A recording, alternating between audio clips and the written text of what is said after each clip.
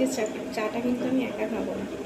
তো কালকে আমি যখন একা চা খাচ্ছিলাম, তো আমার বর আমাকে কমেন্ট করেছিল যে একা একা চা খেয়ে নিচ্ছিস। তো আমাদের মধ্যে তুই তুই করলে চলে, মানে এটা প্রথম থেকে হট করে চালু হলে তুই তুই কথাটা পর লাগবে, কিন্তু প্রথম থেকেই আমাদের তুই তুই করে কথা বলি। তো যাই হোক, আজকে 2 কাপ চা করছি, দুজনের জন্য একসাথে বসে খাবো।